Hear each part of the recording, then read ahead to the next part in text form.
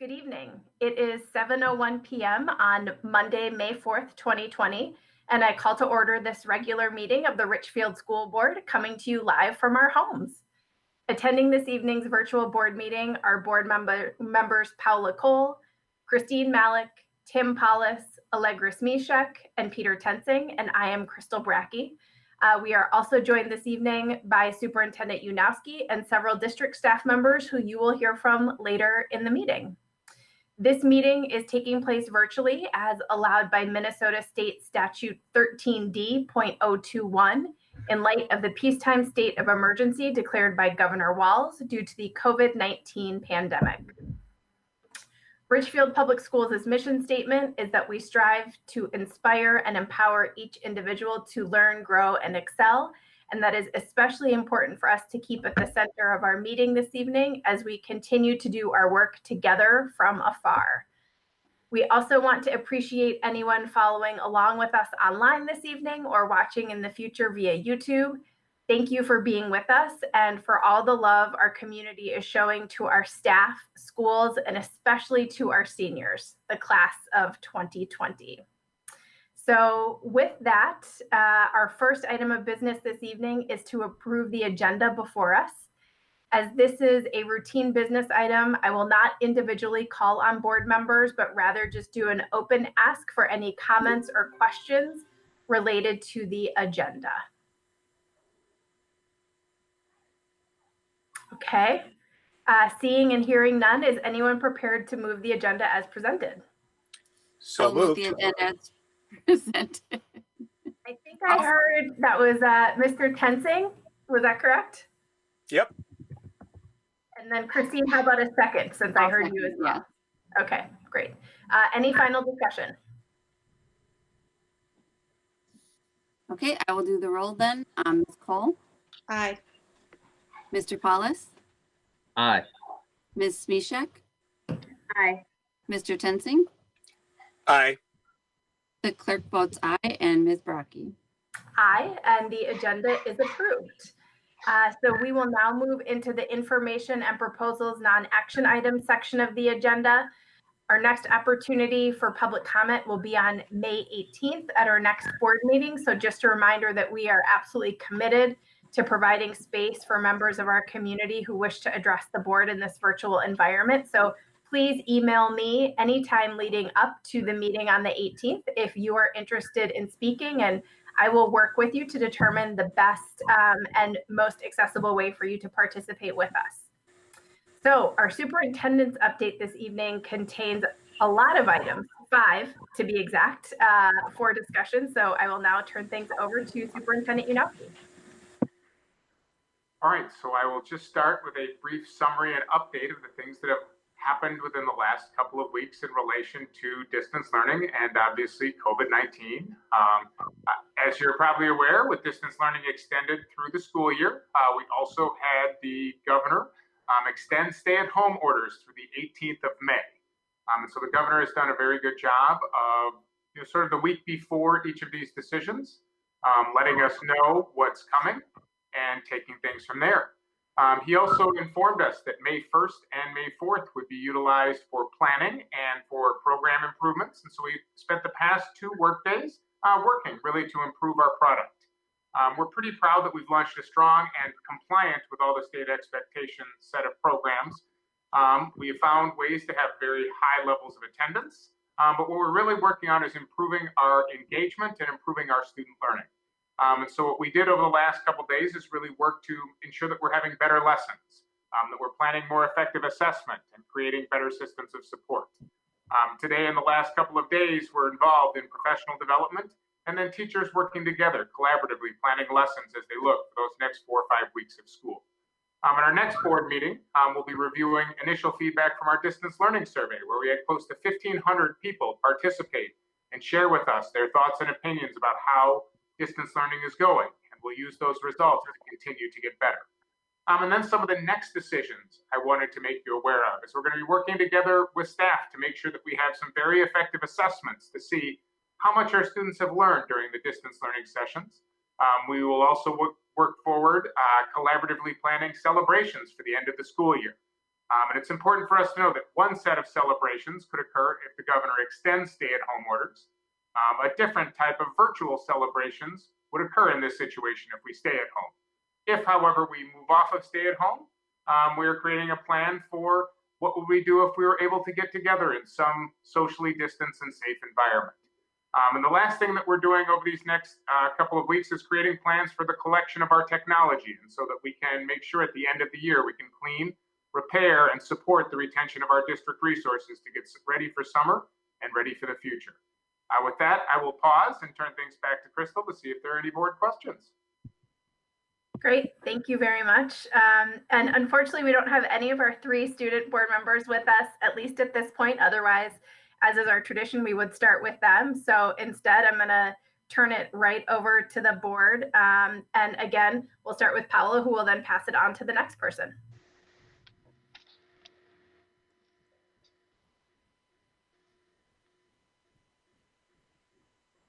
Paula, you're up. Can you repeat? I lost your question. Sure. This is just the time for any questions or comments from the board. Okay.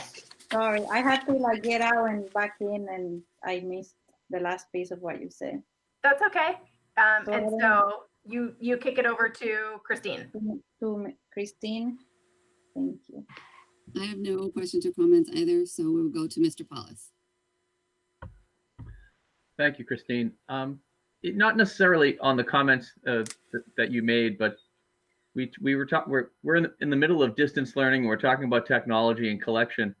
Is it possible that we could use this experience to perhaps expand summer opportunities for students who want to do some kind of distance learning throughout the summer, and have it beyond the current population of students we serve? Not this summer, to change on the fly, but for future years, depending on how we've gained skills at distance learning and our opportunities to support multiple devices out in multiple hands for extended periods of time, perhaps it would serve as an opportunity to look at our summer program and have many, many more participants with, maybe with fewer on-site, in-touch, days. Absolutely. So Dr. Roby has actually been planning under the advisement of the Department of Education. We are looking at likely having an online summer school, which would involve the redistribution of those materials that we're collecting, and looking at creative ways to serve our kids during summer school, doing that distance learning.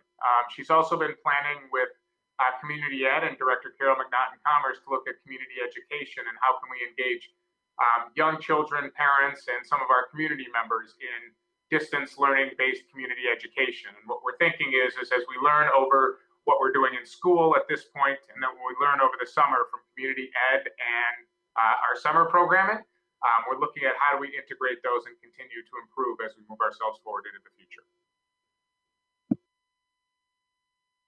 All right, thank you. I will pass it to Ms. Smishek. Thank you. I don't have any questions, but I just wanted to comment on all of the class of 2020 signs that have popped up in my neighborhood in the last couple of days. And I know that planning celebrations is challenging, but I just wanted to share how nice that was for me, feeling that sense of community and being able to celebrate with the seniors in my neighborhood. So I thought that was well done. Thank you. Thank you for that recognition. I will actually pass that on to, that actually came out of Mr. Holge and Jennifer Valley, our communications person. They actually did a survey along with the high school team of our students to see what was the design they would want to see as we acknowledge and recognize our seniors, and try to do some of that social, emotional, relational connection to them. And just acknowledge that this is different, but we will find ways to celebrate you, our wonderful students. Thank you, Ms. Smishek.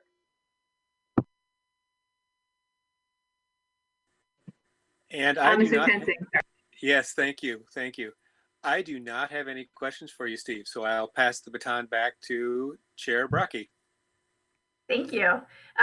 I could not agree more about just the joy that it brings to see those signs popping up. And I know Today and tomorrow, there are signs available for people who want one to support the class of 2020. And I think those have been pretty popular items. So that's really great to see.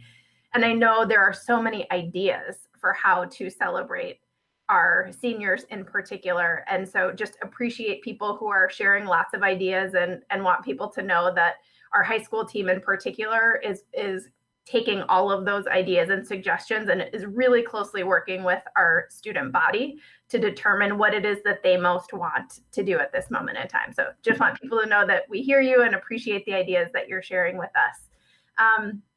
I think, again, no questions for me, but two things I wanted to appreciate. One, I'm really excited to have some of that insight from the survey at our next board meeting, and I'm thrilled to hear that there have been over 1,500 responses. And then second, just wanted people to know that there is a great new resource available on our website that is a comprehensive overview of our distance learning plan as a district in terms of student expectations, in terms of attendance. It puts a lot of the pieces of communication that have been going out to families in one document in one place. So just wanted to encourage people to check that out if it would be useful.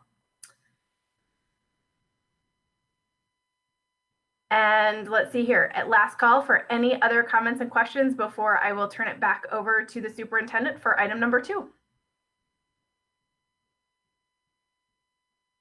Okay, Steve, you're back up.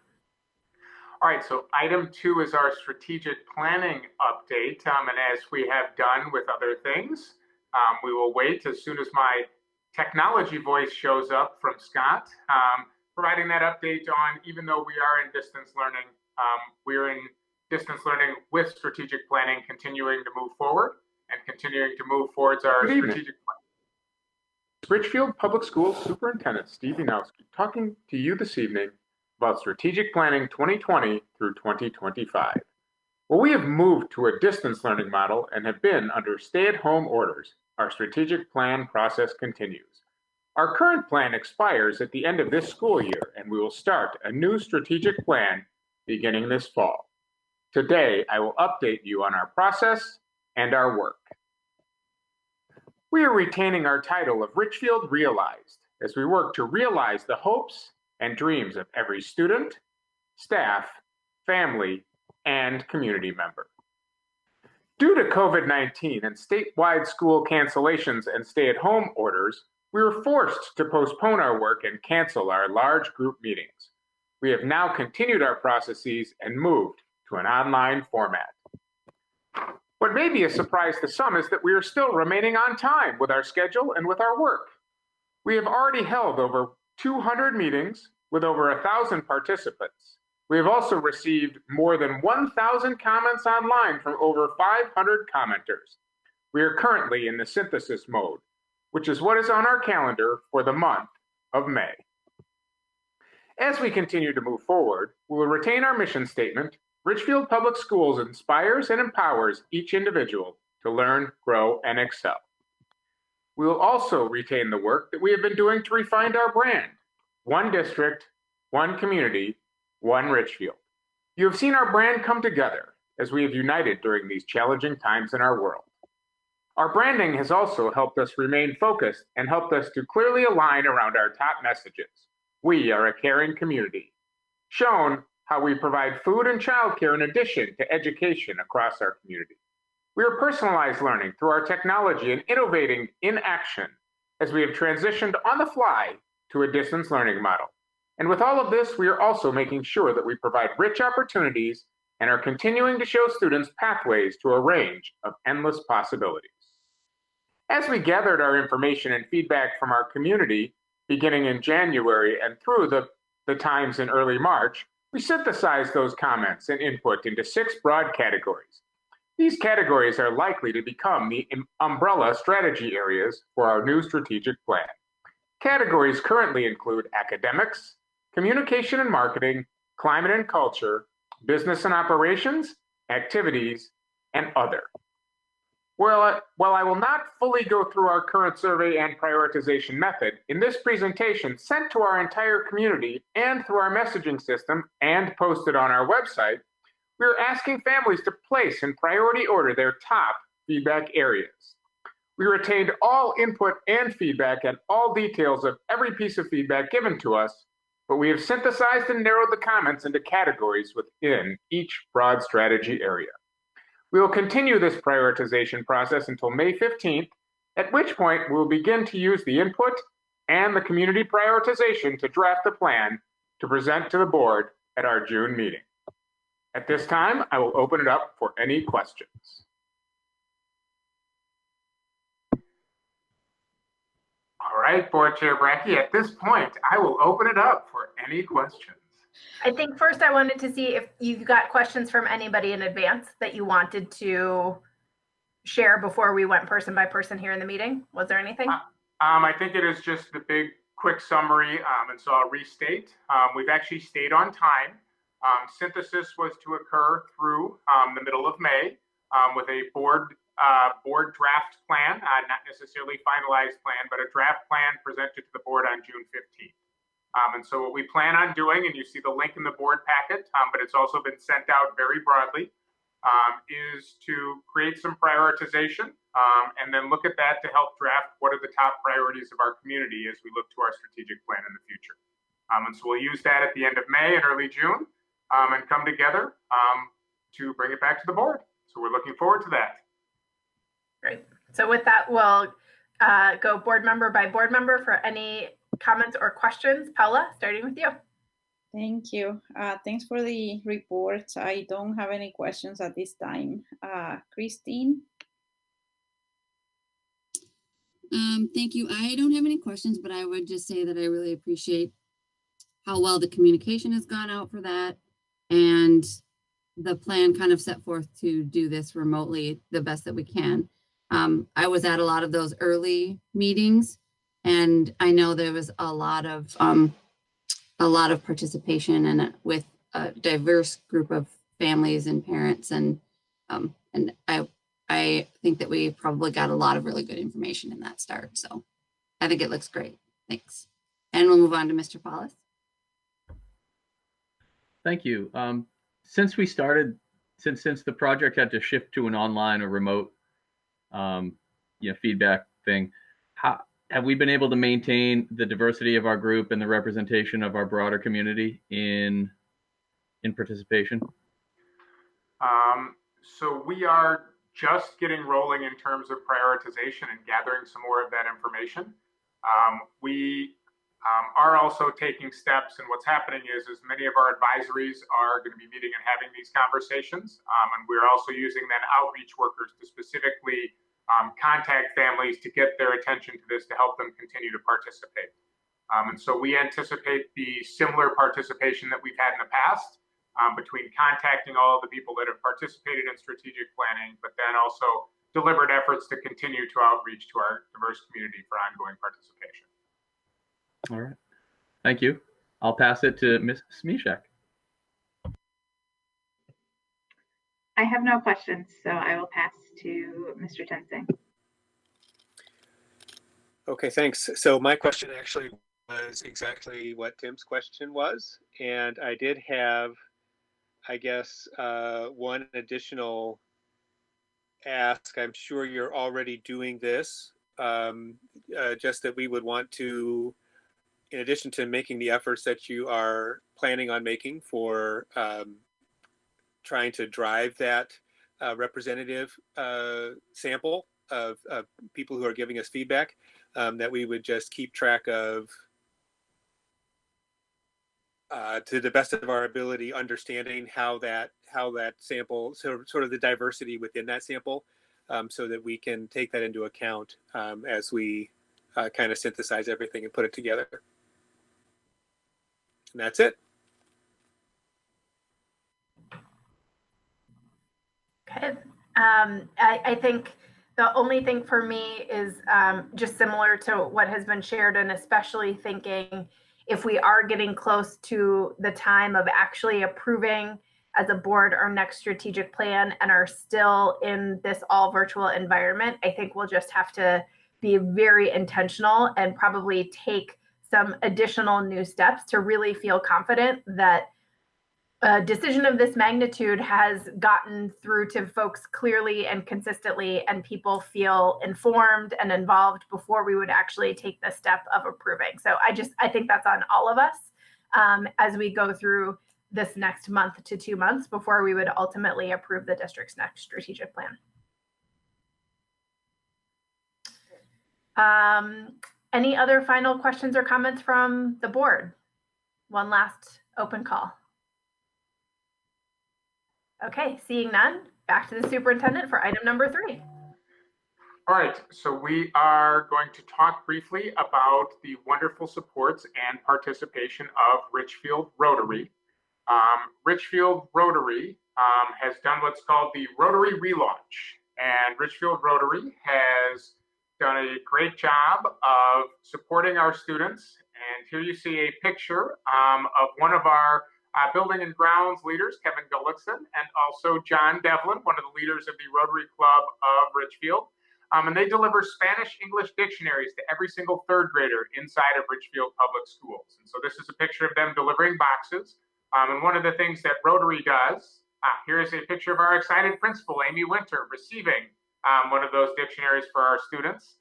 One of the things the Rotary Club does in Richfield is do a lot of work to support our students. And so they have taken steps and taken efforts to make Rotary a more vital and participatory club and regain new members. And so they're really working to vitalize and revitalize their organization. I have been a member of Rotary, and one of our principals is also a member of Rotary, and we just want to encourage people to know that our Rotary Club in Richfield is a great support of Richfield Public Schools. And so we thank them for their ongoing support of our students. Crystal. Thank you. And thanks to Rotary for their very, very lasting support of our schools and for sharing photos. It's so wonderful to see some of those happy faces in action. And I'm sure our third graders are very grateful for the dictionaries. Paula, over to you for any additional comments or questions.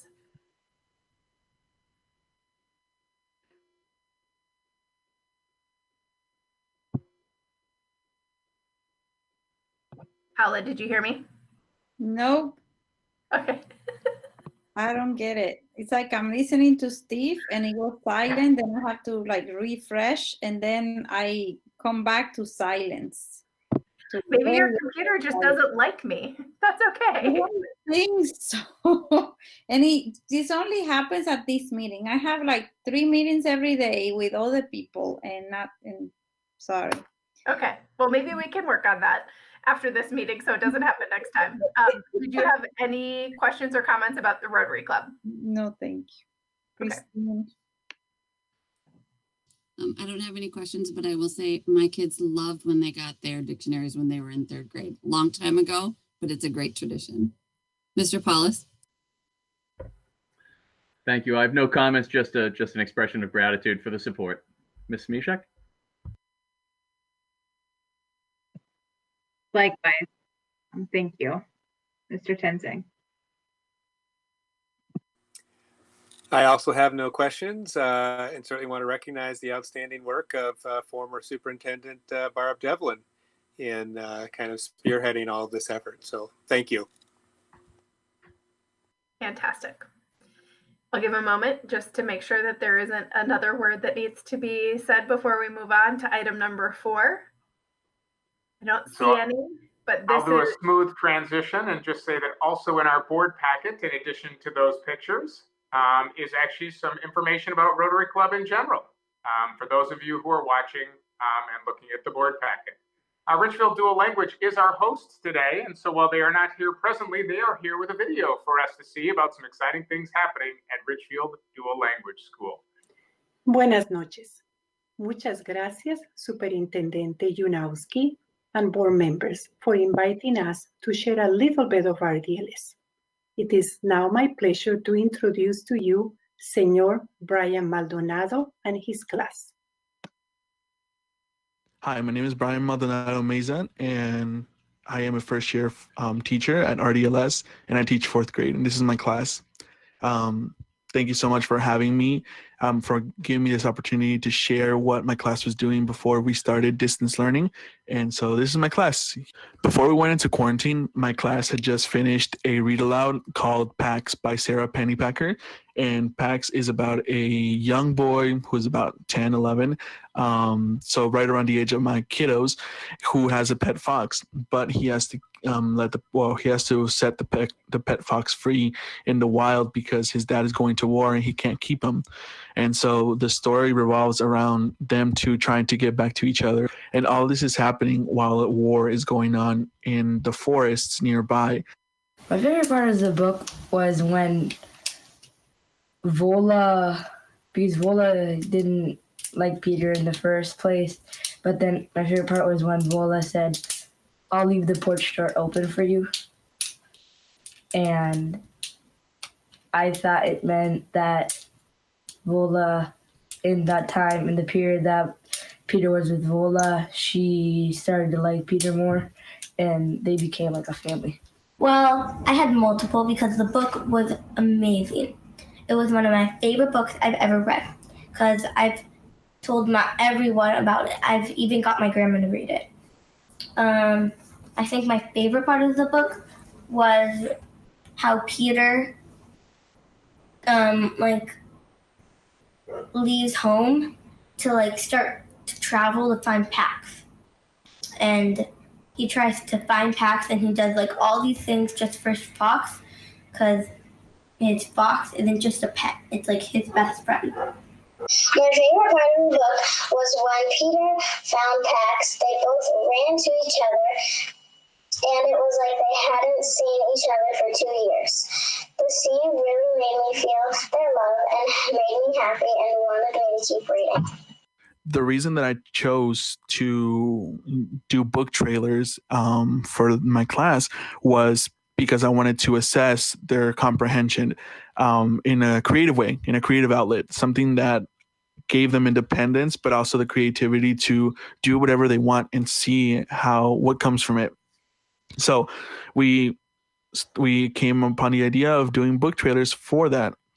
I think it's a great tool to be able to use for assessing comprehension, assessing just about anything. I think Norma had us do this project because to see if we were listening and to help us use our imagination. I feel like the reason he wanted us to do this project is so that we could learn how to summarize and see how the world is in this book and see how to imagine things in a different way. Sarah had us do this project to get us more excited about reading. He also had us do this project because he was teaching us how a book is structured and how to pay attention to important details and how to put those details in correct order so everything makes sense. The first part of the book trailer involved them having to make a storyboard.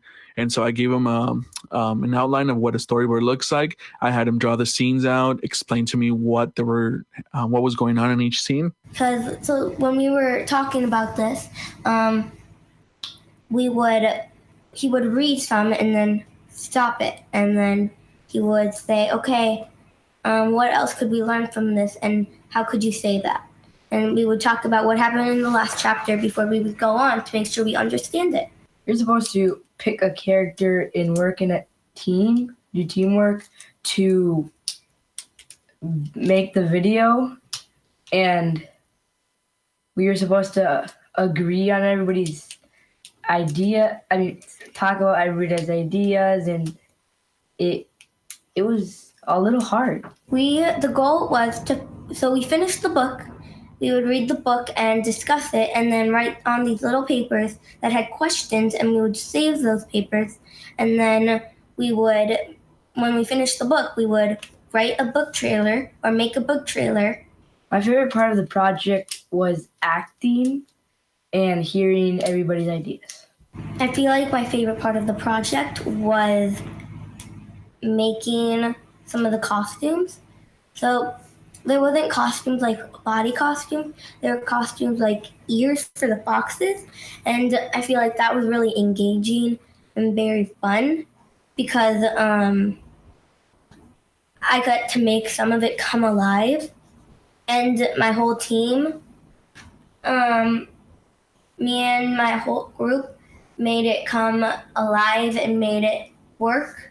And we all agreed and disagreed, but we all made it work. We all had our differences, but we all figured out a way to compromise and made it come true. My favorite part of the whole project was making the actual video trailer with my friends. We got to act out the parts, be different characters, and put cool costumes. We laughed a lot, had tons of fun, and also learned how to use new technology while recording the video. Go, come on! Hey! Hey! Max, get out! I don't like you! Come on, Max, come on. Come on, bad work.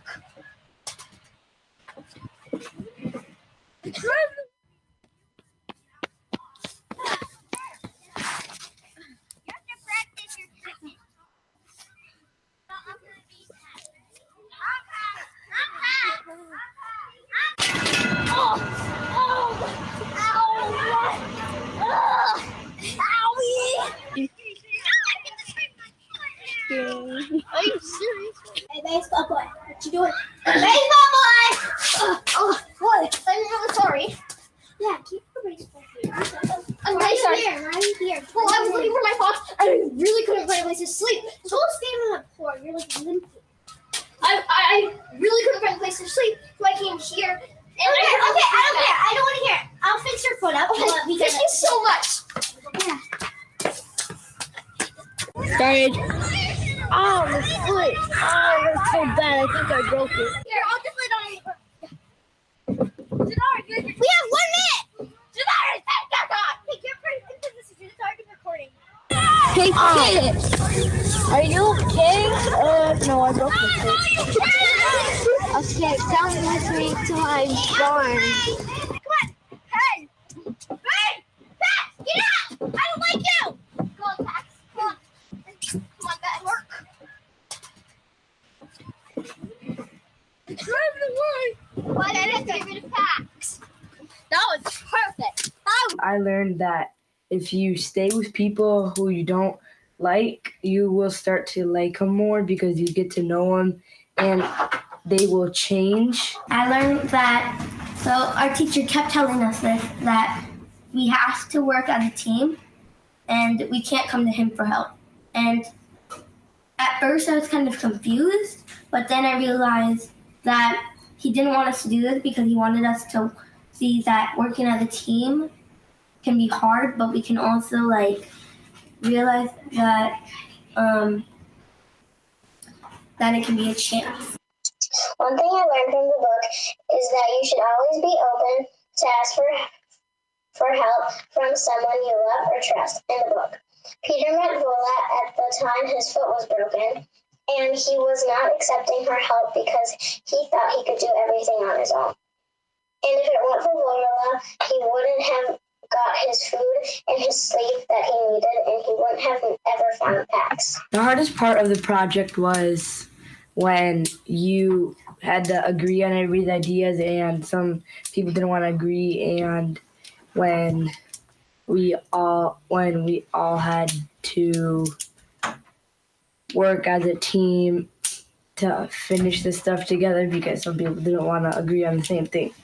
And if the idea didn't work, then we had to redo the whole thing again. The hardest part of the project was probably working with a group of other students who also had different opinions on how to do the project. There were some disagreements, but we learned how to listen to each other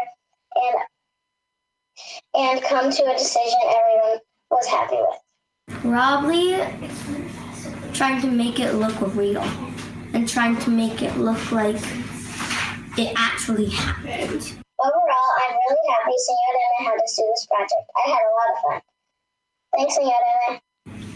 I just want to thank Senor Deme for reading us this book because I would never have had this chance.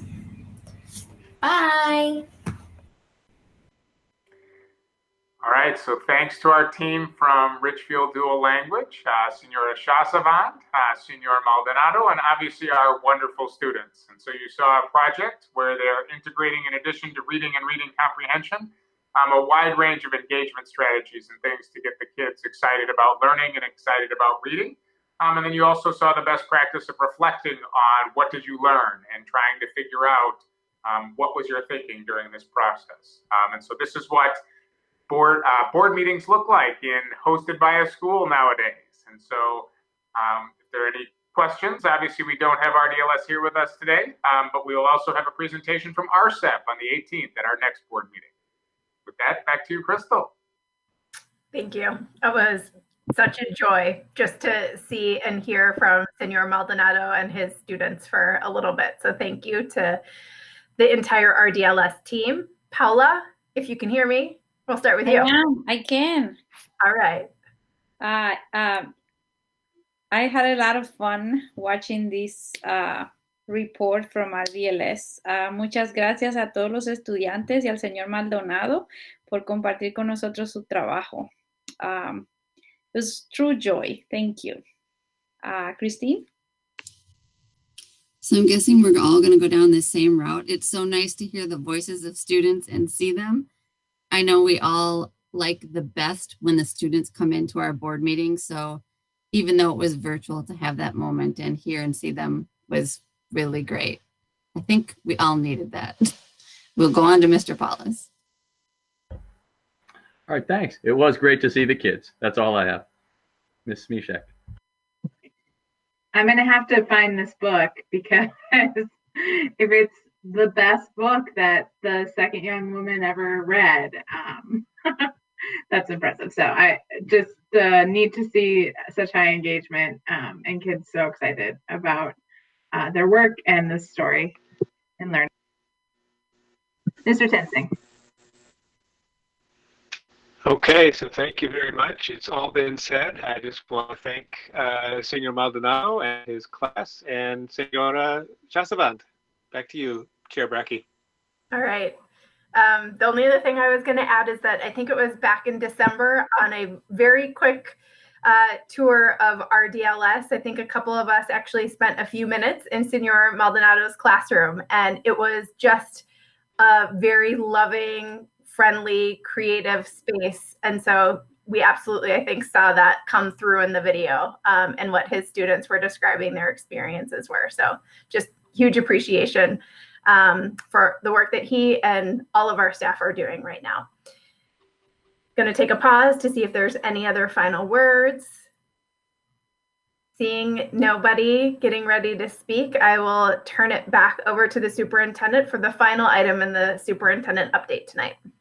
All right, so as our process improvements led by Mr. Holge and the finance team with Jim Gilligan, we have regular updates on our budget, revenue and expenditures, and our actual. And so this update is as of March 31st. So Mr. Holge, let's talk about some money. Yep, so as Dr. Yanowski said, this is the update as of March 31st, 2020. And you'll see comparisons to the adopted budget as well as the revised budget. And just a reminder for the board, the revised budget occurred on March 2nd of the board meeting, where those numbers were set based on information to date at that point around staffing and some changes that we made. This does not reflect any changes with the current state of where we're at with some of the additional expenditures that we're incurring, as well as reduced revenues, specifically in food service, and we'll talk a little bit about that later on. But looking at our March 31st date, and for the most part, our general fund, we anticipate running fairly similar to this. Last year, our percent of revenue compared to the actual revenue that was realized as part of the audit was at 68%. This year, it's at 70% of revenue to date to the current revised budget. So very much on track with where we would expect it to be and consistent with some of the changes that we've made for increasing our revenue collections and identifying that earlier in the school year. When we move on to the expenditures in the category, the last couple of years we've been running at about 64 or 65% expenditures year to date as of March 31st. This year we're running at 63.4. So again, very much in line with where we'd expect it to be, potentially a little bit better in comparison, but obviously there's some variations that occur between now and the end of the year as well. So relatively consistent on that amount. And then looking at the second page of the budget and expenditure sheet, This highlights some of those additional areas with the food service and the community ed budgets. Those are the two that we're looking at very carefully as part of this year's review. We wouldn't anticipate many changes in this as of March 31st, but it will be something that we'll be taking a look at, especially when we're looking at revenues moving forward in both of these categories. So we have not made any changes to the revised budget from the March 2nd date on either one of these, but it is something that we're looking at between now and the end of the year. You can see that right now the food service budget is 1.6 million year to date, with 1.1 million remaining in that budget. In revenue, the expenditures for food service is 1.9 million year to date as of March 31st, 2020, with about 858,000. If you look at kind of that trend, revenue is down slightly from where it was last year in the food service and right about where it's at in the community education. And then expenditures are pretty much on track with about 69% expenditures compared to 67 the previous year. And then community ed is a little bit higher. They did have some changes with how things were accounted for over time when we brought in our preschool programming, and so we're continuing to watch those. But these reflect very little of any of those changes that we're likely incurring as part of the COVID-19 and our distance learning, specifically providing food service in a different delivery model with less revenue, and then also looking at how we're providing the childcare specifically. So that is the information that we have. We did have questions specific to, does this reflect the food service and any of those changes as part of the distance learning and school closure? Very little. Some of the expenditures are in there, but that's just simply as of March 31st. We have not revised the budget at all in those areas. So with that, I will respond to any questions other than the fact that just kind of reinforce that this is part of that regular update that we're providing the board to make sure that we have clear articulation and make sure that we have a number of people looking at kind of our budget on a month-to-month basis. Thank you, Craig. Steve, is there anything that you want to add before we go to board member questions or comments? Nope, I am good. Questions from the board? Okay, thank you. Paula. I'm curious to know a little bit more about the nutrition budget and how is the new plan having an effect on what we had previously announced, and what if any governmental support is going to be provided? Yep, so responding to that, so specifically what we're seeing is there's a different meal delivery model. We're following a summer food service program model where we're reimbursed for all students from state and federal funding associated with that. So there is no meal charge to students who are receiving this. We are continuing to staff all of our nutrition services staff at their full-time hours. And so the more meals we're serving, the more revenue that's being generated. And so one of the things that we're working really hard is to make sure that we're providing those meals as many places and as many people are accessing those. Because if people are taking the meals, who are needing the meals or accessing that as a service, obviously our staffing is the largest factor of that cost. And so the more meals we serve, the better. So the more we get the word out that this is a great opportunity for our youth in Richfield specifically. And it really is all students that are living in the Richfield community that are able to access this, that the more revenue that's generating, then that helps offset much of those staffing costs as we work to keep people as whole as possible. Thank you. And that's why I asked, because I know some people don't want to get the meals. They're hesitant. They're going to be taking maybe a meal from someone else. And I know some other districts have been, sharing now similar things, but I know we're not all doing the same thing. So instead of just sharing with people what I thought we were doing, I wanted to make sure that I was clear so that I can help and spread that message. So thank you for all. And let me add just a couple other pieces to that. So last Friday, we did start serving a 6th day of meals. So on Friday, we provided meals for both Friday and then one set of weekend meals for all students. So we served about 2,600 more meals on Friday with the Friday-Saturday combination. And that's, again, providing access to that important nutrition, but then also letting people know that we've got food for people, and the more kids that come and eat, or the more kids that are served through that, the better it is for the schools and the better it is for the program, because that is kind of making sure that that's a viable opportunity. And then just to highlight, we are also looking at opportunities and options for summer programming. We're waiting for some guidance from the Department of Education as far as how those meals would be provided, and what opportunities we have to make sure that we're providing kind of our summer food service program, where kids maybe would have been used to receiving that in summer school or in the park programs, or coming to one of our community-based sites, to be able to continue that, so that as many people have access to that as possible. But we are waiting for some guidance from the state to help give us information about how we can make that a viable option. Thank you. Yep. That's great.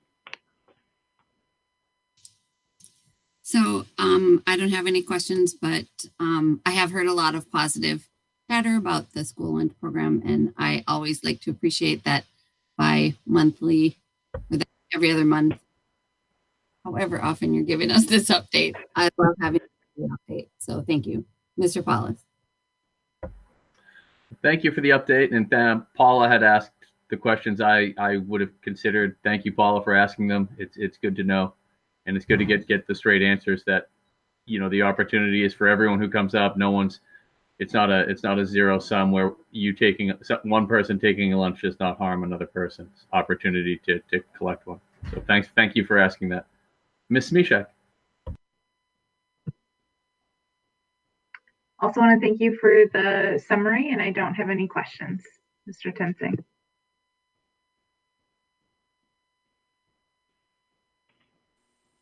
Okay, thank you very much. So, Craig, what I was wondering is just remind me about our fiscal planning calendar. When will we be looking at, I mean, typically, of course, October is when we're going to take a look at current year's enrollment. So we'll look at current year's enrollment for the 2021 academic year in October. When will we be looking for fiscal year 22? Because our budget for fiscal year 21 is approved, correct? The budget for fiscal year 21 will come to the board at the next board meeting for preliminary review. And then the board takes action on that fiscal year 21 at the June board meeting once things are finalized. So fabulous. Yep. So we're finalizing the budget based on what our projections were earlier this winter for enrollment for next year. We're obviously making some, trying to watch that carefully, but much of it is built in that capacity. The board will have a chance to review that at the next board meeting and then make final approval in June. Just a little bit closer to the start of that year, and we'll have some adjustments to be making as things become clearer, what we're looking at. As far as enrollment, which I think is part of what you're kind of looking at, is we've obviously made some projections based on our trends, but we are monitoring as best we can right now where things are moving. We're in the process of rolling out an online registration or online enrollment system for those individuals or families who may not have already registered for Richfield schools and don't have the same convenience of being able to pop in and make those registrations. And so we're building that tool out to hopefully implement later on this month and have that available for families for registrations that will give us more up-to-date information as we're gathering more awareness or understanding about who may be, changing enrollment, changing options if they're now opting to move into Richfield. What we won't know, obviously, is if there are families that are moving out. A lot of that, if that's occurring over the summer, we generally start to find those things out in August. So as we do every year, we'll be monitoring those very carefully, especially knowing that there's a lot more fluctuation this year, both on what that means for our numbers coming into the district, but then also what that may mean as far as impacting our budget, as well as potential class size issues and things like that. And then for the FY22 year, Once we have the October 1 counts and have that information in place and we see what that trend look like for the registration for next year, then we'll start to make some projections for the following year. And generally that's occurring in October, November, December. Sorry, November, December, and January is when we start those projections for the following year. Okay. Yeah, I had gotten myself just a little bit ahead in terms of where we were at in terms of the fiscal year 20 budget cycle. So thank you for that reminder. Do you want to encourage my fellow board members to be thinking about, well, so let me backtrack just a touch. So Craig, you were mentioning some of the historic data that we look at to try and help us do that projection. Obviously, what we have typically done is looked at trends in our enrollment over time, looked at the birth rates. We've looked at breaking things down in terms of the percentages of births, Hennepin County births or births in our zip code that end up entering our kindergarten class 5 years later. And you were mentioning other data points to look at our registrations, some of the movement in and out of the district. I just want to encourage other board members to be thinking about additional information that we think might be helpful as we're attempting to predict which have no hindsight here. And so you're starting to cut out, so it's a little bit what those other facts might be thinking about. You were kind of off and on for the last 30 seconds or so of what you just shared, I think, reception-wise. Craig, did you pick it up? Yeah, I think what he was talking about was just wanting to make sure board members as well as the district are looking at what questions may be coming up given our current situation that might help before we finally establish that budget for next year.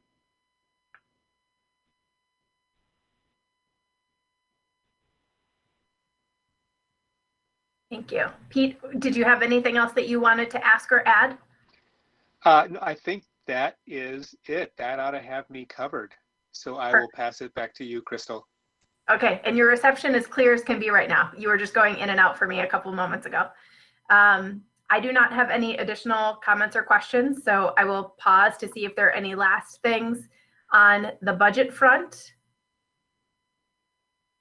And then Superintendent Yanofsky, is there anything that you would still like to share before we move on from the superintendent update? Nope, I think we are good to move ourselves forward. Okay. The next item is approval of the consent agenda, which contains routine business items. And I would like to take a moment to acknowledge that the resignation of Dr. Ledrian Roby is on this consent agenda, as she is going to be taking her talents to Grand Rapids, Michigan this summer to serve as the next superintendent of Grand Rapids Public Schools. Dr. Roby, I know all of us on the board are deeply grateful for your work as our assistant superintendent and are so excited to see you lead the community and students of Grand Rapids into the future. They're very lucky to have you at the helm, and this felt like an appropriate time to say so at a board meeting, since your resignation to head out to Michigan is on the consent agenda this evening.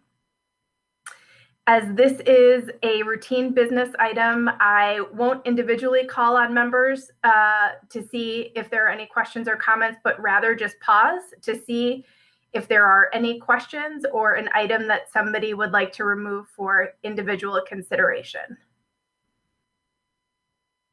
Okay. Seeing and hearing none, is there a motion to approve the consent agenda as presented? I move approval of the consent agenda as presented. Second. So we have a motion by Ms. Malik and a second by Ms. Cole. Any further discussion? Hearing none, I will do the roll call vote. Ms. Cole? Aye. Mr. Paulus? Aye. Ms. Smishek? Aye. Mr. Tenzing? Aye. The clerk votes aye. Ms. Brockie? Aye, the consent agenda is approved.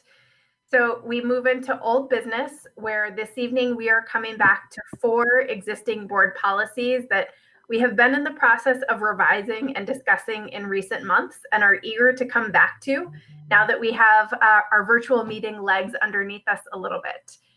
We do not plan to vote on any of these policies this evening, but rather to bring them back into our regular rotation for final revisions and approval in a coming meeting. So first up is Board Policy 502 and the accompanying guideline on resident and non-resident student enrollment. All right, so to repeat some of the words that Board Chair Bracke said, we are using this meeting to catch up with policies that we have seen in the past. We have taken actually quite a break with some of them. None of these policies are in front of us tonight for passage. I have received comments from multiple board members that can help support the next rewrite and revision and read of each of these policies. Typically, as you know, we have 3 reads of each policy, 1 to refresh us, 1 to revise, and 1 to revise further and finalize. Each of these we anticipate taking more than 3 because of the extended COVID break of at least 2 months between policies, and for some of them, a little bit longer. And so policy 502, which for those following along can find on page 39, talks about our enrollment procedures. It outlines the legally compliant ways we admit and register students from in Richfield and throughout open enrollment. Dr. Clarkson has been working on the revisions of this policy with our community education and early childhood team. So at this moment, I'm going to tag in Dr. Clarkson in case there are comments prior to opening it up for questions as we continue our process of examining policy 502. Dr. Clarkson. Thank you.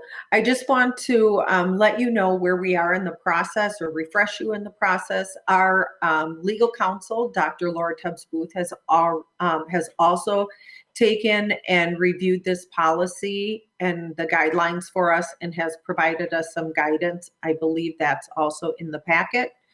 And I believe the one question that did come up as part of the revision was, are we when it comes to open enrollment, are the policies different for students that come in on an IEP? Are we, do we enroll all students? And yes, we do enroll. We enroll all students regardless. We can't differentiate based on having a disability or not, or a 504 plan. So the open enrollment goes for all students. That, I think, was the big question, or one of the questions that came up. And we do realize that some of the wording is a bit awkward, and we will be working through that to clean up the language. And with that, I'd open it up to questions. Thank you. Paula, we will start with you. No questions at the time. Thank you, Mary. Christine? I have no questions either, Mr. Paulus. Thank you. I do have a couple of questions. We currently have a lottery process in place right now for pre-K, correct? Yes, we do have a lottery process in place for pre-K. We don't have it at any other level. And that's because we have unfettered openness at other levels, correct? Well, yes, one of the, we are a district that gets achievement in immigration, and when we are a district that receives that funding stream, we are open and enrolled to all students. The other component in regard to that is that pre-K has very tight regulations, and we are not allowed to go a student above. And so we don't have flexibility with class sizes. We are required to hard cap at 20 in our pre-K classes. And so if we have 1 or 2 no-shows, we are down at 19, 18. And so it's a little more complex in pre-K. My other comments were in reading it, just the some of the things like exclusions that are allowed. And one of them was that if the administration is aware of an expulsion-worthy incident at the prior or current school. So does that mean if someone were trying to open enroll with us and came from a different district, would we somehow be aware of an event that had, for which, you know, they had not faced expulsion, perhaps they had left before such a hearing, or do we not get such, I mean, what is the scenario that exclusion is allowing? So sometimes we receive that information and sometimes we wouldn't. In a student file, if a student was planning to transfer and open enroll, as part of that, we receive documentation and paperwork. If a student was in an expellable offense, typically they would have, or they would be in a longer term suspension at that time when they were choosing to transfer. And one of the very small window of reasons why a student could be denied open enrollment would be certain weapons-based situations or drug things or things that were expulsion-based. And pretty typically we would see that in the transfer paperwork. Okay. And then the last question was, we are allowed the opportunity to remove a student who is not a resident and who has not properly gone through the application process. It sounds like, you know, we can send a letter to the student's parents. But if that student were a Minnesota resident, I mean, had they gone through the proper channels, we would never do that, I would think. I am not aware of a case where we have done that. I think that if a student had not filled out open enrollment paperwork and we found that they were from another district, we would just push pretty hard to have the family and fill out the paperwork. We have not used that as an exclusion method. Okay, thank you. I have no more questions. Ms. Mishak. I have no additional questions. Mr. Tensing, is he still on? I think we may have temporarily lost him, so I will go from there. I also do not have any additional questions, so thank you, Mary. We'll pause and see if there's anything else that board members would like to add. It does not look like it. So now we will move on to board policy 612 and the guidelines on curriculum development. Right, and so with each of these policies, obviously, as board members read and review, going up to the meeting, we have multiple comments and things to integrate. And as you read and review after this meeting, we also will take any of those comments, questions, and continue with our revisions. Policy 612 is a second read. However, this is going to function very similar to a first read since it's been quite a while. It outlines the legally compliant ways and processes that we go out to review and revise curriculum, along with the work that Dr. Roby leads with our Curriculum Advisory Committee. And Dr. Roby works to lead DCAT. And so, Dr. Roby, do you have a couple of pieces of information for us at the moment? Good evening. And so, yes, there are a couple of items that I wanted to make sure that we address as far as our curriculum. We do have a process, an approval process, an adoption process that we share through our district curriculum advisory council. And typically what happens as a new curriculum is about to be initiated, we follow the state guidelines related to our core content, subject areas related to adoption. And then the process also includes bringing that curriculum or samples of that curriculum forward to our district curriculum advisory group. We often pilot the said curriculum at either a grade level or particular content area for a period of time. And then we also bring and present that information to the school board as we've done several times over the past couple of years. Most recently with our math curriculum adoption, which is our CPM math at the secondary level. And then prior to that would have been our Bridges curriculum for mathematics at the elementary level. And also recently you would have seen our Lucy Calkins curriculum adoption over the last couple of years, maybe 2 or 3 years ago as well. In addition to that, we follow, as I said, the state guidelines with respect to when curriculum is adopted. We want to make sure that we're in alignment with what is recommended by the state. And there's a state standard schedule that we follow for all subject areas and all content areas. Are there questions that I can answer? And I have the documents if people are wanting to see what those look like as well.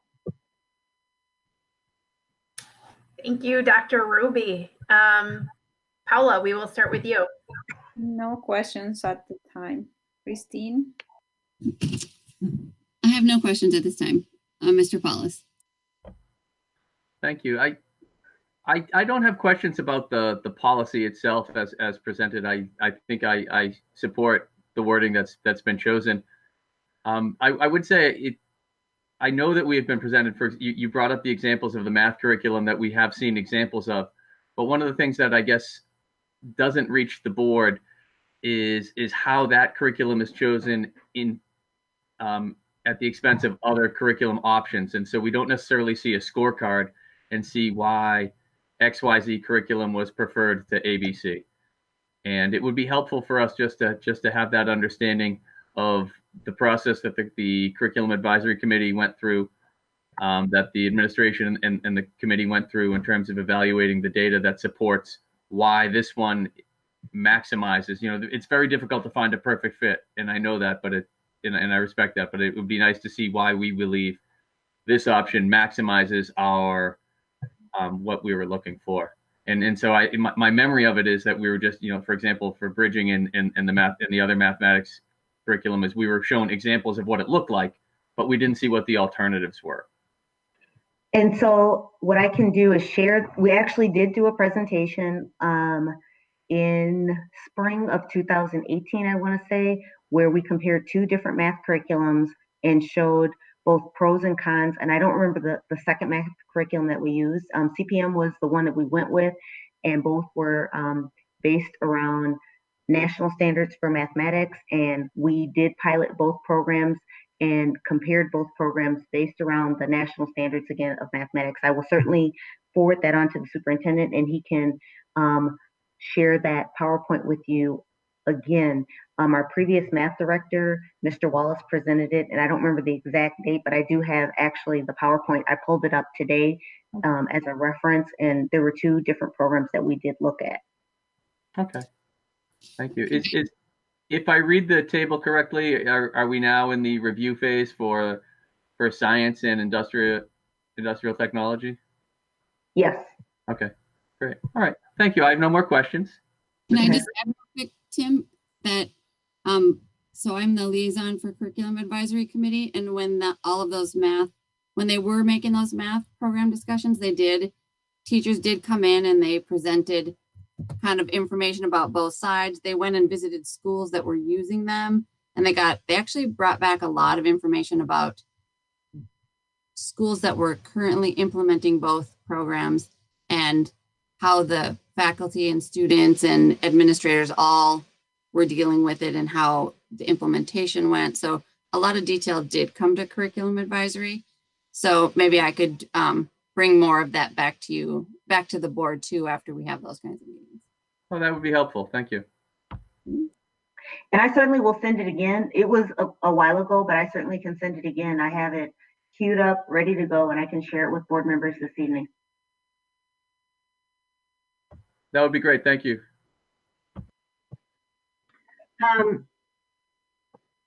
was just going to say, Dr. Obi, any documents you have that you could share with me or with all the board? As a new board member, I would love to just kind of review the process and get a better understanding of the work that you do. Absolutely. Thank you.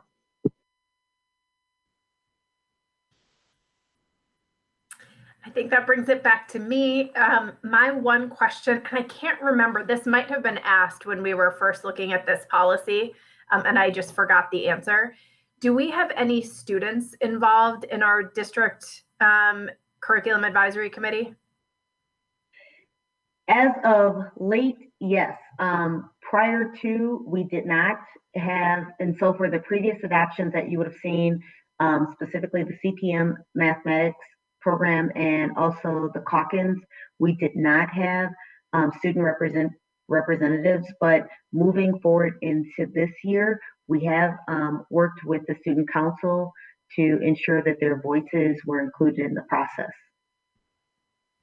Great. I think as we are getting some of these updates, whether it's from Christine as our liaison to the committee or when there's an actual presentation to the board about new curriculum, being able to hear some of those student and family perspectives in addition to our staff perspectives and all of the information that's collected as these decisions are being made would be really helpful. Absolutely. Okay, I will pause and see if there's any other final comments on this one. Otherwise, as mentioned, it will be coming back to us with some additional changes for more discussion. All right, we move next to Board Policy 404 on drug and alcohol testing. All right, and so this one is found on page 71 of our packet. This is an extremely long legal document. As you see the multiples, there's actually, I believe, 101 pages. It's our policy on drug and alcohol testing, one of the other legally compliant policies, making sure that our drivers, and not only our drivers, but all of our employees are aware of testing plans and protocol for alcohol and drug testing, should they be necessary. Mr. Holge leads this work with our HR team and our legal group. And so, Mr. Holge. Yeah, and just to highlight, obviously there's a lot of technical language in here, a lot of language that's mandatory, specifically around the drivers and those who have a commercial driver's license or a CDL. The other employees are more permissive as part of this process. And the question was, how often is that used? It isn't something that we use frequently, but we have used with reasonable suspicion and other areas and things like that as part of our process. Not as much on the random, which is required for the drivers. And then there was another question about why is the medical cannabis included in this, but other prescription drugs are not included as part of it. That specifically is because under federal regulations, any products containing THC are prohibited on school property versus other prescribed medicines are permitted. And so that's one of the reasons why that is specifically called out and identified as an area within this new policy that's being recommended based on obviously changes in federal or state regulations too. So those are the questions that came up as part of this process. If there are other questions, we can take a look at that, or I might be able to respond to those as well. Thank you, Craig. We will start any board member questions or comments with Paula. No questions at the moment. Thank you. Christine?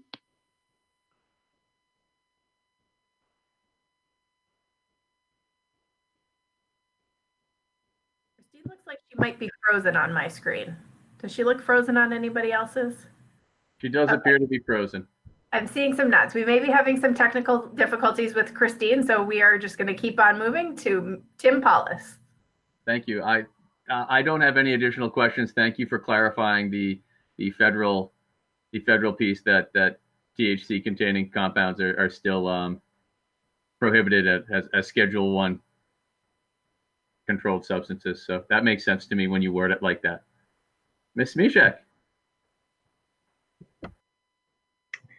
I have no additional questions. I did notice someone just pop up as a phone number. Is that you, Peter? That is me. I was able to join by phone, so thank you for being alert and noticing that. Thank you for your persistence, Pete, and finding I have no questions as I wasn't able to listen, so apologies. But I trust without hesitation in my peers. Well, thank you. We appreciate that. We're on the third of the 4 policies for this evening, just sort of bringing them back to our mind before we take any action in future meetings. So I also do not have any additional questions or comments on this one. I will pause for a moment to see if there are any. Seeing none, we will turn to the last policy before us again this evening, which is also a really significant and important one for us as a district. This is 112 and accompanying guidelines on our wellness policy. Superintendent Unowski. Yes, so this is on page 172 of the packet, and this is our wellness policy, along with 112.1, which has our overall wellness guidelines, and then 112.2, which has been a transformation about our nutrition and our meal charges. So we did a couple of reads of this, did some significant revisions, and then we actually sent that on just this past week to our student government and our Safe and Supportive Schools group, including students, to gather some additional information for them. And Dr. Clarkson has been leading that work. So I am going to turn it over to Dr. Clarkson with some feedback and information from our students. Okay, thank you. I just want to give you a little bit of background. On March 12th, our Safe and Supportive Schools Committee met, and that was our community. It was with our parents and some of our staff, and I believe a board member or two was at that, also at that committee meeting. And they provided some feedback on the 112.2 guidelines, and those were incorporated into the changes. And then we were able to meet on May 28th with the student government. Typically, we take this to the Safe and Supportive Schools Committee. However, that group of students hadn't met online and hadn't established that the protocol for meeting. So when we met with them, it was just connecting with our Safe and Supportive Schools students, and they gave us feedback on distance learning, and the student government provided us feedback on this policy. They were wonderful. There were about 10 students involved in that meeting. Michael Manning was also there to be a part of that. He's our new Director of Nutrition Services. And there were just a couple of suggestions. One was just a real minor piece of feedback regarding meals. All meals would be available. I think there was just 3 words in there. I can't remember what the wording exactly was. But what was more interesting was their feedback in regards to how to engage students to help support their parents in understanding what resources are available to them. So Dr. Daniels was there, Christina Gonzalez was there, and myself. And we talked about different ways in which students can learn more about that process, and then also supporting parents in understanding that they have access to free and reduced lunch, and helping students understand where those forms are and how to fill them out. We had a couple of students that felt really strongly that students, or at least their parents, weren't aware of this resource and may not be able to navigate, and felt like our high school students could help support that. So that was really helpful, and they came up with some great ideas. And so with that, I'm going to stop and open it up for any questions. Thank you, Dr. Clarkson. We will start with Paula. I don't have any questions. I appreciate learning about students' engagement in this policy. Thank you. Christine is back. So Christine. I have the same. No questions. I missed part of it, but I, again, also would appreciate the student involvement. That's it. Mr. Follis. Thank you. I shared my comments. They're more just minor edits offline, and so I'll just pass to Allegra.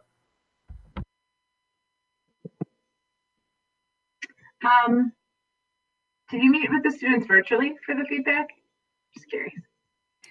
Yes, we did. Student government, Dr. Daniels has been working with her student government team on a variety of topics. And so they had really established a way their meetings run. So it was pretty efficient. And the students were really comfortable in providing feedback and ideas. They will also be the student group that we will be going to complete the strategic planning. And it's a wonderfully gifted and diverse group of student voices.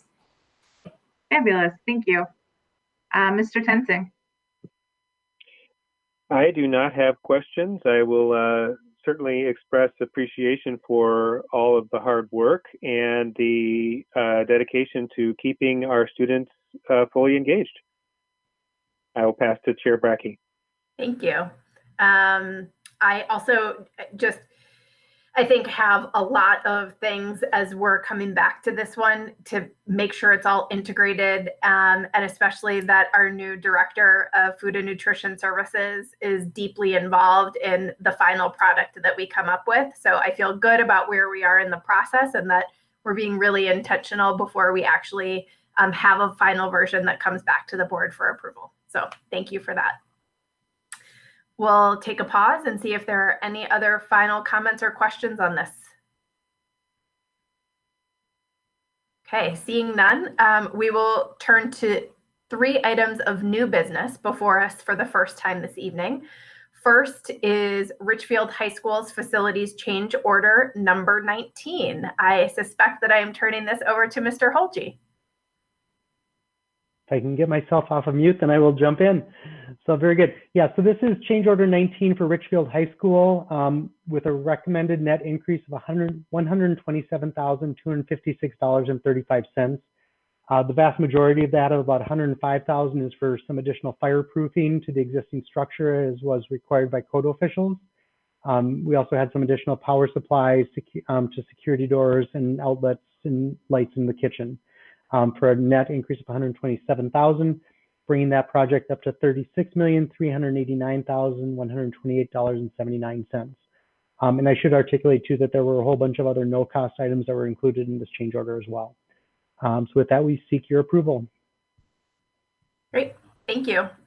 We will make sure that there are not any comments or questions before we would entertain a motion. So Paula. No comments. Christine? Oh, here's very straightforward. No questions. Mr. Paulus? No questions, thank you. Ms. Mishak? No questions. Mr. Tensing? I have no questions. Back to Chair Brecky. Nor do I, so thank you. So pause again just to make sure that we don't have anything else. Do we have a motion to approve the change order? So moved. I will second. So we have a motion by Ms. Cole and a second by Mr. Paulus. Any final discussion? Okay, hearing none, I will take the roll. Ms. Cole? Aye. Mr. Paulus? Aye. Ms. Mishak? Aye. Mr. Tensing? Aye. The clerk votes aye, and Ms. Brockie? Aye, the change order is granted. Next up is a resolution relating to the termination and non-renewal of probationary teacher contracts. Mr. Holge, is this you as well? It is me as well. Thank you. And unfortunately, this is one of those times that we start to not like our job because we start to have to do terminations and non-renewals. Much of this has to do with budget planning, changes in enrollment, changes in registrations for specific classes, in addition to some performance pieces, but none of this is meant to kind of represent any of the performance of any one of these individuals. So tonight we have for your approval a resolution authorizing the termination and non-renewal of 17 teachers who are currently in probationary status within the district. They are identified within that resolution specifically. Some of these individuals may be full-time positions that are returning or have opportunities for part-time positions in the district, or may be able to be applied for other positions as we become more certain about what our class registrations are specifically at the high school level, and other changes in those areas as well. With that, we'd ask for the board's approval on this resolution. Thank you, Craig. As you noted, it is one of our least favorite responsibilities, but is an annual responsibility that we do at this time every spring. So thank you. We will go through the board to see if there are any questions or comments. Paula. No questions. No questions, Mr. Paulus? No questions. Ms. Mishak? No questions. Mr. Tensing? I also have no questions. Chair Brecky. Thank you. No questions for me either. I will just give a pause for any final open call of comments or questions. Do we have a motion to approve the resolution? I move approval. So moved. Resolution. We will give the motion to Christine. Tim, can I give the second to you? Yes, I will second. Fantastic. Any final discussion? Okay, hearing none, I will pull the board. Ms. Cole? Aye. Mr. Paulus? Aye. Ms. Mishak? Aye. Mr. Tensing? Aye. The clerk votes aye, and Ms. Brockie? Aye. The resolution is approved. Finally, we have donations to the district that have been made in recent weeks. Superintendent Unowski. Yes, we have one donation in front of us tonight, and it's recommended that the board accept the following donation with gratitude. K. Matthew McCormick donated $75 for the Richfield High School Science Club, stating that my passion for learning was stoked as a child by science. We are thankful to K. Matthew McCormick in support of the High School Science Club. Fantastic. As this is another of our routine business items, I will not individually call on board members, but rather just do a brief pause to see if there are any questions or comments. Seeing and hearing none, is there a motion to approve the donations with gratitude? I move that we approve the donations with gratitude and accept them. I will second. Fantastic. So we have a motion by Ms. Smishak and a second by Mr. Tensing. Any further discussion? Hearing none, I will poll the board. Ms. Cole? Aye. Mr. Paulus? Aye. Ms. Smishak? Aye. Mr. Tensing? Aye. The clerk votes aye, and Ms. Brockie? Aye. The donations are accepted with gratitude. We move into the advanced planning section of the agenda, beginning with a legislative update. So I will look to board member Pete Tensing first to see if there's anything that you would like to share with us. Certainly. So had an opportunity to attend a virtual AMSD meeting last Friday. This was the first meeting since we moved to the stay-home order. Our March meeting had been canceled. Or I'm sorry, our April meeting was canceled. So this is the update. We had a presentation from Dr. Heather Mueller from the Minnesota Department of Education. She's a deputy commissioner at MDE. She was able to answer questions and get us updated in terms of the status of a couple of issues. First of all is, we asked for feedback regarding commencement ceremonies, and it's largely, as Superintendent Unowski has already stated, that right now the Department of Education and the Department of Health don't exactly know what the guidelines and recommendations will be when we start entering into June. But the good news, of course, is that MDE is very aware of the importance of commencement ceremonies and has been getting lots of input from school districts. And so I think we're going to be hoping to have some guidance and some flexibility. And as Superintendent Unowski noted, trying to prepare for multiple different possible scenarios so that we can eventually execute on the plan that is most aligned with our students and families' wishes, while of course being compliant with the governor's orders. And so this is just, I think, by way of saying that dialogue back and forth is going on. And, we were able to use that opportunity to just make sure that the executive branch understands kind of what people are thinking out there on the ground. Second thing is relative to, certainly with the childcare for essential workers, for critical workers being part of the governor's initial stay-home order, there has been continued questions around what about childcare that was offered on a fee basis by school districts, and would that be something that could be allowed in the future? And the answer is that's something that's being looked at, and so that might be something that where we can move that direction. Third thing is relative to distribution of federal funding that's been received due to the relief legislation that has been passed at the federal level. This information has just come in to the Minnesota Department of Education. They were waiting for guidance from the U.S. Department of Education, and now they need to start taking a look at that information to determine how it can be dispersed in compliance with federal guidelines. There is some portion of the money that is quite directed from the federal perspective, and there's some portion of it where there's discretion. And we were told that probably around the 13th of May would be a time that we might get some information relative to how those dollars might be dispersed to offset some of the expenses that we're taking on that are outside of our normal funding. So have that to look forward to. Finally, we did get some feedback from the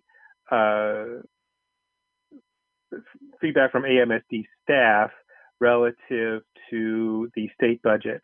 Obviously, the state budget is, we were fortunate in that we had a $1.5 billion surplus prior to the beginning of this pandemic. Of course, that surplus has evaporated, and revenues are obviously going to be down. At this point, there's a 5.4% projected decrease in the U.S. GDP. And, you know, that, of course, is very different from what we had been expecting, which was some degree of growth. So clearly, this is going to have an impact on state budgets and on the ability of the state to collect revenue. So I had specifically, given that we're in the second year of a 2-year budget cycle, I had specifically asked if there was any feeling at the state relative to, is there a need to pass any sort of supplemental budget that would impact our fiscal year 21? And the answer is, at this point, there has been no discussion regarding the need for a supplemental budget. So at least as of today, we can have some degree of confidence that the funding formula that was put in place last year for the biennium is going to remain intact. Obviously, all bets are off when it comes to fiscal year 22. So that's what I took away from the meeting. We did have an opportunity as a group to break out into small groups at AMSD and to talk about the Reimagine Minnesota process. That for myself personally, the main takeaway for me was affirmation around what we have been doing in Richfield for several years, beginning with Reimagine Richfield and continuing on with all of our commitments around the strategic plan, our focus on building relationships across the community, and our focus on social, emotional, and culture and climate within our schools. So that was affirming to hear from our peers that I think we're, sounds like our priorities are lining up pretty well with the overall Reimagine Minnesota initiative. Those are my takeaways. Steve. Couple of brief messages around a couple things that Director Tensing shared. One is around the stay-at-home and graduation. Yes, we have presented some ideas about the possible graduation if we are not under a stay-at-home order, and we are waiting to hear what is allowable. We do have a graduating class of somewhere in the 225 to 240 student range, which could be accommodated outside social distanced, and we are waiting to see what are expected things, and we anticipate hearing from that either this week or next week from the Commissioner of Education and also the Minnesota Department of Health. The other component I just wanted to add to what Mr. Tensing said about childcare. We are a unique group with our childcare because most districts are actually running their own childcares, and we are in partnership with Richfield Fun Club, a separate entity. And so actually we are, because we are still, as acknowledged by the Department of Ed, in control of our facilities, if we are able to provide a full childcare for essential workers, we are still able to rent the facilities since childcares are allowed to be open and use a separate location for Richfield Fun Club. And so we are working with Fun Club to determine how to run our childcare, which is the one we are legally providing to essential workers, and to allow them to use our facilities despite the stay-at-home order, because childcares are one of the very small businesses that are still allowed open during this time. And so we're working on that. And those are all legislative. Thank you, Chair Brackey. Thanks to both of you for very thorough and helpful updates that I think are on a lot of our minds right now. We will turn to information and or questions where each member of the board has the opportunity to speak. So Paula, you are up first as always. Sorry about that. Okay, I'll change my last name for next time. I don't have any suggestions at the moment. I just want to say thank you to the team for technology, for making sure that we are able to live stream our meetings. It's not the case for a lot of school board districts, I have found. So thank you, everyone, Richfield Public Schools, for all you've been doing. That's all. Christine. Thank you. I have a couple of things. So first, we had the Safe and Supportive Schools meeting with students this past Tuesday, and it was really great, very well attended. Everybody seemed in very happy moods, and they really provide a lot of insight into information about how things are going for them with distance learning. And the biggest thing I walked away from with it is the hardest part was missing the person and human contact for them. And a lot of the teachers have office hours. The physics office hours, I guess, were pretty popular. They thought they were very helpful. But some students didn't necessarily feel comfortable going to office hours unless they had a question. But some students did just pop in. So I think they're, through that, we're looking at ways to help engage students more and find ways to get them to more of that human contact. Even if it is virtually, it's better than just email. You just think of us being able to see each other, it helps. So I thought that was a really informative meeting, and the students, as always, came up with a lot of really good ideas. I also had to go in to sign some papers last week and got to see a little bit of the school building and how things have progressed. So the construction is going full forward now, since we know we won't be going back, or students won't be going back into the buildings. And there were some dramatic changes from the last time I had been there in March for the Project Oversight Committee meeting. So it is really exciting to see how far it's progressed. The entryway is open. That big open staircase is done. It's just very beautiful. So hopefully we'll be able to get some more pictures out for that. And then I just wanted to, as we kind of talked about the challenges for our senior students and the signs that are going out, I just wanted to point out a couple things just to kind of bring it home that our students are missing right now. So the spring musical was supposed to be on April 23rd. They were doing high school musical, and so that didn't happen. April 17th was the STEM Spring Sparktacular, and that didn't get to happen. Many band and choir performances. I know on my Facebook page, events past, I have seen multiple band events that would have been going on too.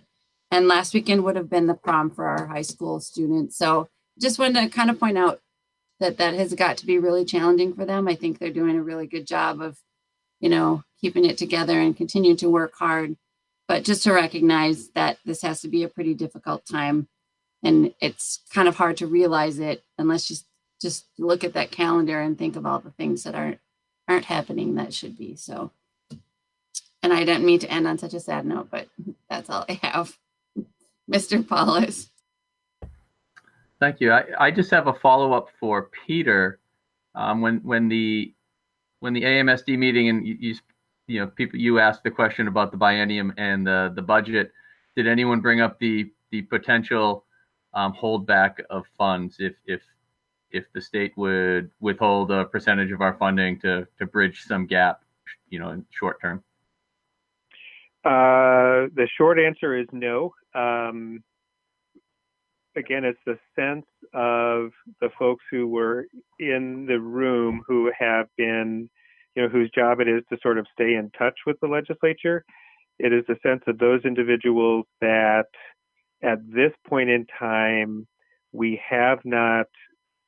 has not been discussion around austerity, I guess, for lack of a better term. The way that I've been reading it so far is that the state legislature has been looking at what they can do to inject, based upon receipt of federal funds, to inject money from the public sector, so that the economy is relatively well supported. It's of course very difficult to interpret exactly where people stand, but that's my take so far, is that we have not been made aware of a risk from a holdback perspective relative to fiscal year 21. But that's All right, the thank only. you. I That's where, appreciate that's that. where that's where the certainty ends. Yeah. Yeah. All right. I appreciate that. Thank you. That's all I have. Allegra.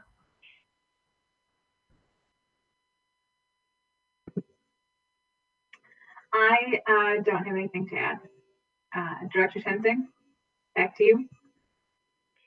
And I've had my chance to speak. I'm good. I just wanted to acknowledge that it is Teacher Appreciation Week. And it is also the week where we historically recognize many of our staff members across Richfield Public Schools. And so look for a lot happening, especially online this week, as we strive to ensure that our staff members continue to feel the love. We know they need it now more than ever. And I also want to appreciate our team of staff members who plan these appreciation and recognition events every year, because a lot goes into it. And obviously, they have had to radically change the way that we think about how we appreciate our staff. And a lot of work goes into making that happen. So thank you in advance for all of the special things that will be taking place this week to celebrate our teachers and all of our staff across the district. Thank you. Let's see here. Our next meeting will be on Monday, May 18th at 7 p.m. And then I also wanted to follow up on something that I believe Pete shared at the end of our last meeting, which is that at this point, we only have one meeting scheduled for June, which is on June 15th. But I would like the board to remain open to the possibility of an additional meeting, given work we may need to do around our budget and other items that have been deprioritized in March and April as we were making the shift to virtual work. So I think our team is going to look at the topics that we need to cover and the amount of time that we have. So please, board members, be on the lookout for an email from district staff to gauge your availability in June, and we will hope to get that decision finalized as soon as possible, knowing that even though we are spending almost all of our time at home these days, it's still important to have advance notice. Finally, are there any items that board members would like to request for discussion on an upcoming agenda? I will just leave a moment for open time here and encourage anybody to come off mute and add anything that they would like to discuss that has not already been shared.